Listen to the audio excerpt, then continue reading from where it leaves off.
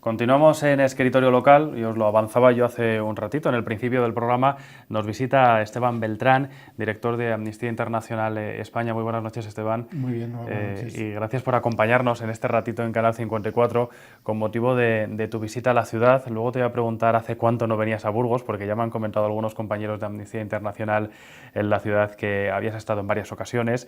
Pero lo que hoy te ha traído hasta aquí es la presentación de un libro que está causando, permíteme, furor en aquellas presentaciones que ya llevas, que son unas cuantas y además en diferentes escenarios.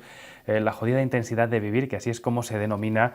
Yo no sé si como autor de este libro de poemas podías esperar una repercusión como la que estás teniendo aquí, incluso en otros países, en América del Sur, hasta donde te ha llevado esta publicación ya. No, porque nunca pensé que fuera un libro primero, entonces en realidad nunca se escribió como un libro,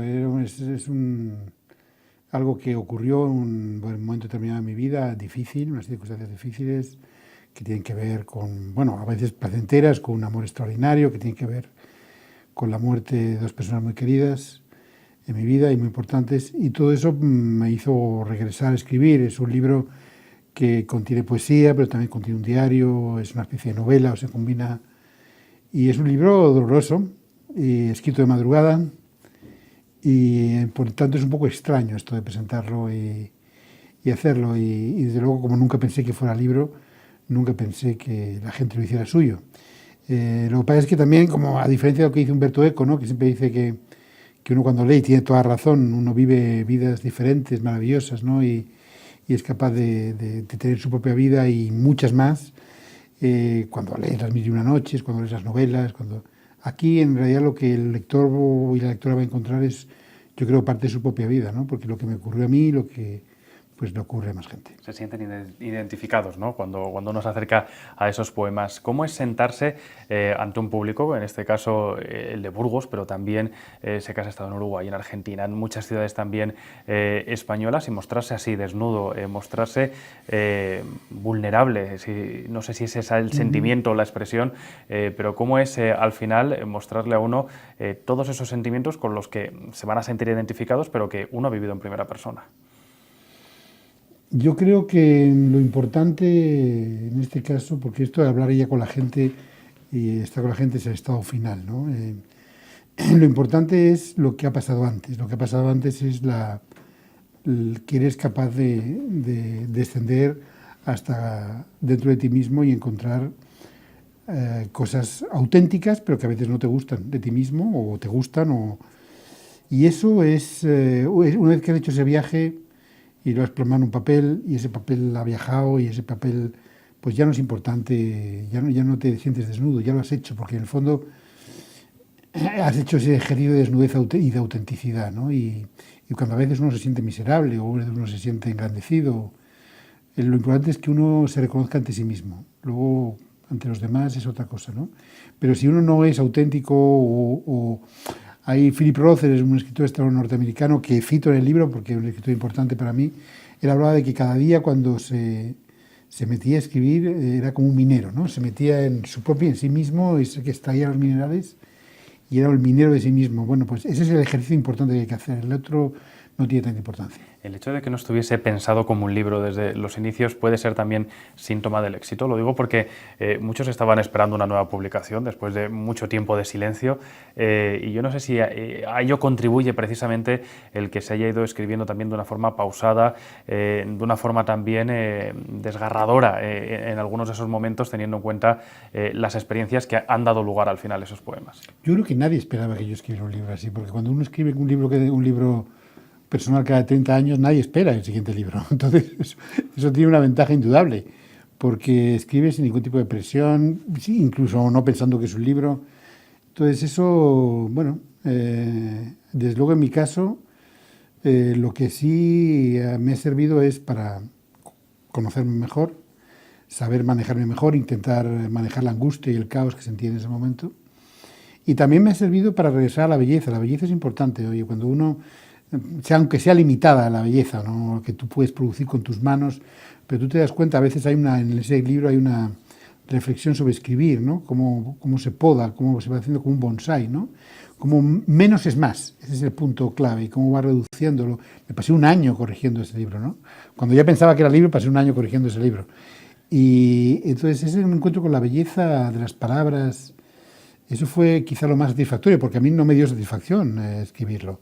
O sea, yo cada vez que escribía algo decía, maldita sea, sigo escribiendo este libro, que un poco es el rastro de cosas que no me hubiera gustado que ocurrieran, ¿no? Pero lo que encontré satisfacción es en la belleza de las palabras. De repente uno encuentra palabras sorprendentes, ¿no? O frases sorprendentes. Y uno piensa, por ejemplo, yo me he preguntado, claro, esto es por qué todo el mundo escribe poemas alguna vez en su vida. Porque en el fondo la belleza, no escribe novelas toda la gente en su vida, escribe poemas. ¿Y por qué escribe poemas? Porque dentro de uno hay una belleza con las palabras, sea bueno, sea malo, pero hay belleza, ¿no? Y eso es muy satisfactorio. Esteban, la presentación te está llevando a muchos rincones de la geografía nacional.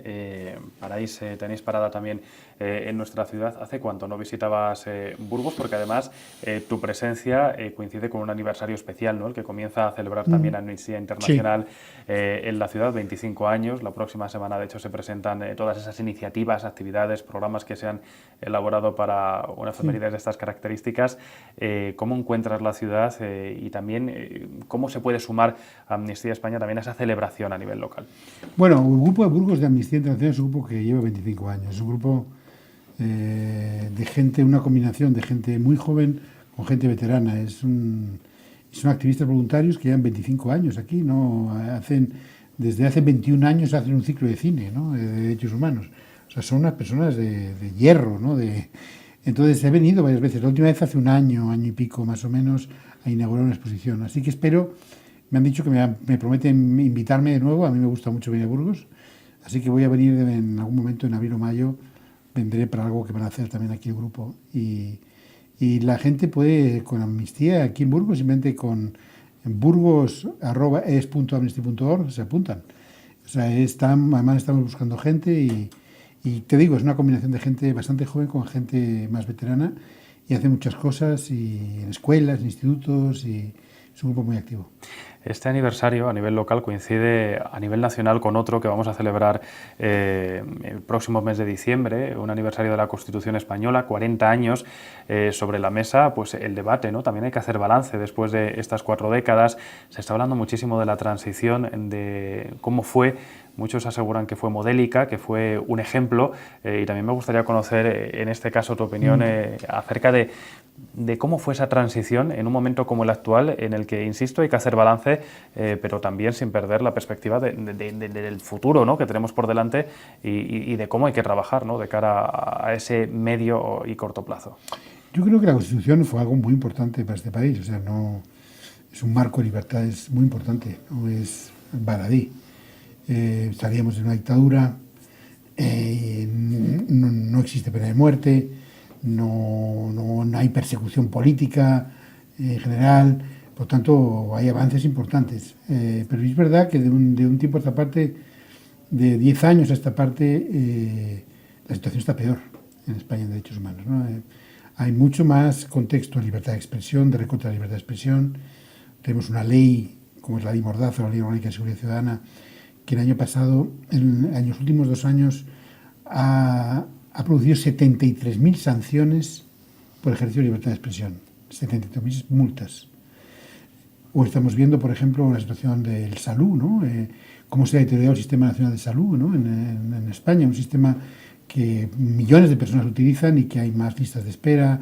Hemos pasado del puesto 9º de la humanidad en cuanto al sistema de salud al puesto 19. La vivienda es un derecho en riesgo en España. O sea, hay desalojos, hay desahucios, gente queda en la calle. O sea, que sigue todavía habiendo cuestiones de derechos humanos muy serios, ¿no? Y en cuanto a lo que me preguntabas, la transición, el problema es que no es la transición. El problema son 40 años de democracia en el cual los gobiernos de todo tipo, pelaje, se han empeñado en que no hay que leer la página del franquismo y la guerra civil como si la pudiéramos pasar así, ¿no? Y la historia muestra, en cualquier país, en Alemania, en Francia, en que tú solo puedes pasar páginas si lees la página.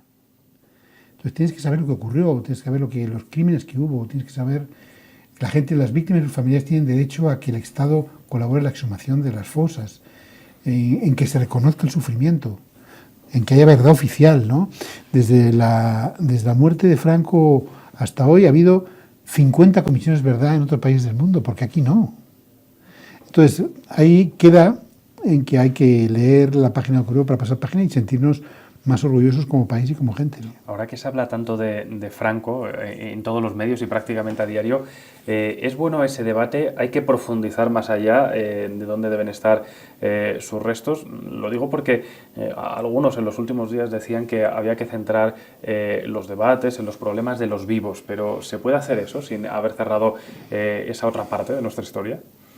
Pero es que la reparación y el reconocimiento del sufrimiento de tanta gente es un problema de los vivos, es un problema de las familias, es un problema legal.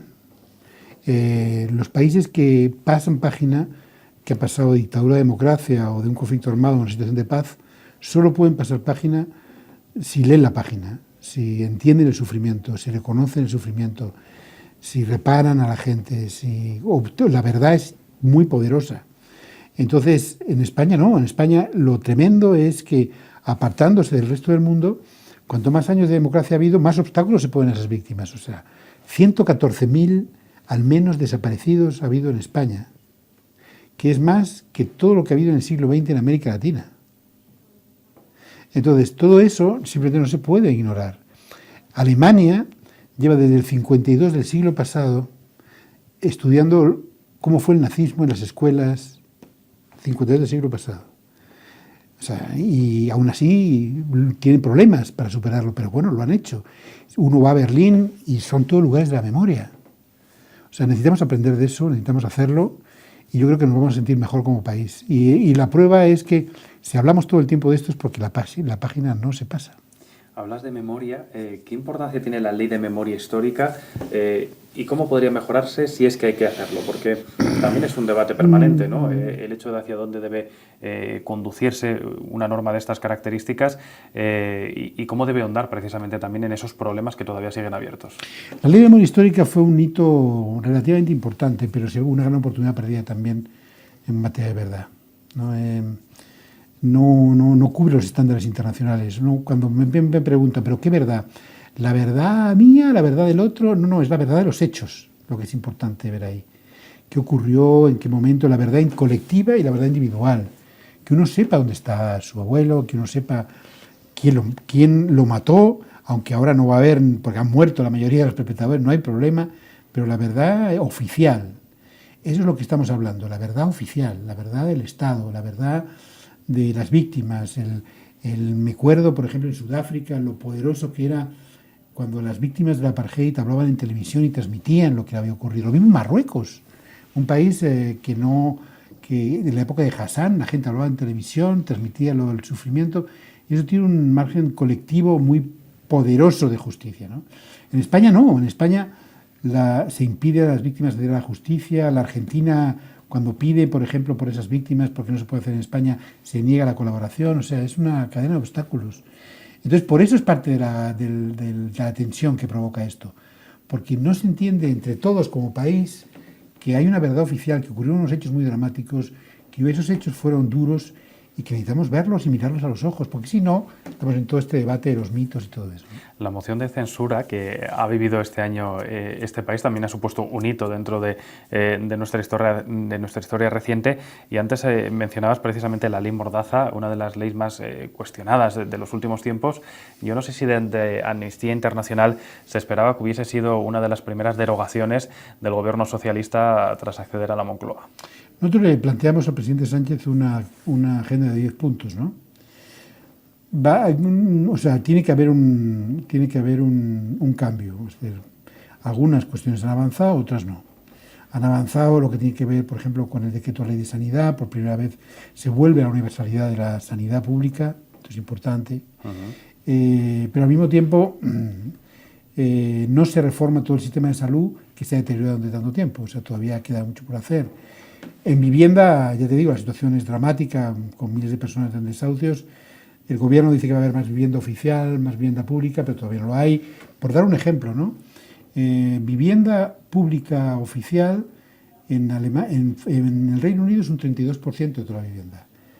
En Holanda es un 17%, en España es un 1%. O sea, no hay políticas de vivienda pública, con lo cual no extraña que haya desahucios. O sea, y la ley Mordaza es una ley muy importante, porque esa ley, quizá la primera libertad es la libertad de expresar lo que piensas. Si esa ley, si eso cuando te manifiestan te pueden caer una multa de 600 a 30.000 euros, pues no se manifiesta la gente. Y no se expresa la gente, ¿no? Y hay miedo. Entonces, por lo tanto, yo creo que ahora mismo está en buen camino, se puede reformar. Antes de final de año puede haber un esfuerzo muy importante de reforma. Y con eso yo creo que nos libraríamos de una amenaza a las libertades importante. En ese decálogo de propuestas al Gobierno figuraba la inmigración, el problema que está también atravesando España en esta cuestión, en un momento en el que también se ponen sobre la mesa los derechos humanos y cómo atajar lo que se está registrando. Bueno, entonces ese decálogo lo que había era, primero, que pudiéramos recibir a los refugiados que hemos recibido. Es importante, o sea, porque es que Alemania ha recibido 1,5 millones de refugiados, personas refugiadas. En España, oficialmente, 2.800, aunque claro, la gente no solo llega oficialmente, también llega arriesgando su vida. Por lo tanto, hay una petición de que realmente seamos un país de acogida. La mayoría de la opinión pública, según las encuestas de Amnistía y del CIS, en España quiere recibir a refugiados. Y luego, la parte de los inmigrantes, pues hay que organizarlo. O sea, hay que organizar la llegada, hay que organizar y la llegada incluso se puede devolver a inmigrantes, pero respetando los derechos humanos. Lo que no se puede hacer, lo que ha hecho este gobierno, es continuar con las devoluciones en caliente en Ceuta y Melilla, que es agarrar a alguien y depositarlo en la gendarmería marroquí, donde puede ser maltratado, o simplemente un día después de devolvernos en autobuses a Marruecos. Hemos documentado que en Marruecos los lleva al desierto, los maltrata, o sea, y eso las devoluciones express o en caliente que están ocurriendo con el gobierno actual, ¿no? Por lo tanto, es un discurso, yo creo, positivo de integración, pero algunas de las medidas no se compadecen con ese discurso. Falta actuación, lo digo porque hemos visto, y por ejemplo en materia de refugiados, cómo ciudades como Burgos rápidamente se propusieron, ¿no?, como ciudades acogedoras. De hecho, incluso desarrollaron instrumentos, ¿no?, para poder acoger, desarrollar, tener preparados los pisos, familias. Rápido se puso en marcha todo ese engranaje y, sin embargo, pese a la predisposición de determinadas instituciones, es una tarea todavía muy pendiente. Nos quedan muchísimos deberes por hacer en este sentido. Como decías, la acogida oficial es mínima en comparación con otros países del entorno. Absolutamente. O sea, porque además no es que, incluso aunque la opinión pública estuviera en contra, habría que hacerlo, porque es legalmente la gente que huye de la persecución tiene que ser recibida y tiene derecho a obtener asilo. Pero es que en España, además, la mayoría apoya eso. La mayoría de las ciudades, la mayoría de los ayuntamientos ofrecen plazas. Nosotros hicimos toda una búsqueda de plazas. Había 5.000 plazas que ofrecían los ayuntamientos en general. Por lo tanto, no hay tampoco discursos xenófobos, racistas, en general. O sea, hay una opinión pública dispuesta a recibir a los refugiados, organizada para recibir a los refugiados. Pero esto es como esperando a Godot, ¿no? Y el refugiado no llega nunca. Y no llega nunca porque no se ha querido que llegue. De hecho, el propio Tribunal Supremo español, en una reciente sentencia, dice que el Estado debe cumplir con su obligación de atraer a esos refugiados. Así que ahora se abre una segunda ventana de oportunidad para poder atraer a esos refugiados que, por ejemplo, en Grecia están en condiciones deplorables desde hace 2 o 3 años. En Grecia, aquí, al lado, en condiciones deplorables. No se pueden traer de Grecia a España, algunos de ellas, mujeres sobre todo, que se arriesgan a violación, se arriesgan a abusos allí. Entonces, yo creo que hay una segunda oportunidad ahora, hay que insistir con esto, ¿no? Hablando de derechos, ¿cuál es el panorama actual a nivel internacional? ¿Qué balance se puede hacer del momento por el que estamos atravesando cuando está a punto de finalizar este año 2018? Un momento especialmente difícil, porque se están consolidando algunas políticas de odio en el mundo. O sea, políticas que siempre buscan un enemigo en el que apoyarse. Es como la demonización de la otra persona, de un colectivo, ¿no? Lo hemos visto con Trump, con los musulmanes, que no permite entrar porque eres nacional. Imaginemos que fuéramos nacionales de España y por ser nacional de España te impidieran entrar en Estados Unidos. Bueno, eso ocurre con 10 países.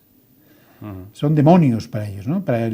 O, por ejemplo, Orbán en Hungría con los inmigrantes o los refugiados. Rusia con los gays, lesbianas, transexuales. Por tanto, hay un discurso del odio. Filipinas con los drogadictos que dice que hay que ejecutar extrajudicialmente. Entonces, lo grave es que hay países democráticos que ganan elecciones, sus basados en una política del odio. Entonces, esa política del odio, que antes era retórica, hoy es real.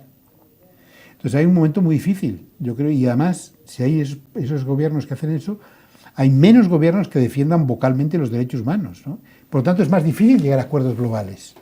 ¿Quién va a llevar a un acuerdo de inmigración y refugios y considera que son demonios? O al acuerdo de cambio climático. O sea, cada vez resulta más difícil. Entonces, lo que está ocurriendo es que, al encontrar que hay pocos gobiernos que defienden los derechos humanos y algunos muy poderosos que están en contra de los derechos humanos, por primera vez desde la Segunda Guerra Mundial se cuestiona el punto fundamental de los derechos, que es: todos los seres humanos nacemos libres e iguales en dignidad y derechos. Eso que creíamos haber superado hace 70 años regresa. Y eso es muy peligroso, porque es el mismo discurso que había entre humanos e infrahumanos en la década de los 30 con el nazismo. Por tanto, vivimos una época difícil. Eso sí, hoy tenemos una sociedad civil mucho más fuerte, mucho más estructurada, y es el principal dique a todas estas políticas del odio, ¿no? Tengo que preguntarte también, y antes de finalizar este ratito, Esteban, por lo que ha ocurrido en Myanmar y en concreto con esa distinción que se otorgó a la que se consideraba una embajadora, ¿no?, de conciencia, también por lo que había vivido en primera persona. Hace escasos días conocíamos que se retiraba esa máxima distinción a la activista. ¿Cómo se ha vivido desde Amnistía esta cuestión? Porque al final, insisto, era una máxima distinción por todo lo que había vivido en primera persona, por esos derechos que ella defendía, y ahora parece que la situación se había tornado todo lo contrario. ¿Qué es lo que ha sucedido? Lo que ha sucedido es que Aung San Suu Kyi es una persona que ha estado más de una década detenida. Cuando estuvo detenida estuvo en arresto domiciliario, estuvo en aislamiento, y Amnistía trabajó por ella muchos años. Y finalmente fue liberada y nos vino a visitar el año 2012. Y cuando vino a visitarnos en el año 2012 nos dijo: os pido que mantengáis vigilantes de lo que ocurre en mi país, que no lo dejéis ahora. Y nosotros hemos cumplido la parte del trato. Y el problema es que ella, al estar parte del gobierno, no ha cumplido esa parte del trato y se ha dedicado a, o bien a justificar, o bien a ocultar, o bien a permanecer en silencio ante lo que está haciendo su ejército en un estado que ha provocado una limpieza étnica sin precedentes. La ONU califica, por ejemplo, de genocidio, intento de genocidio esto, que ha hecho que el 90% de la gente que habitaba en ese estado haya huido a Bangladesh para no ser asesinada.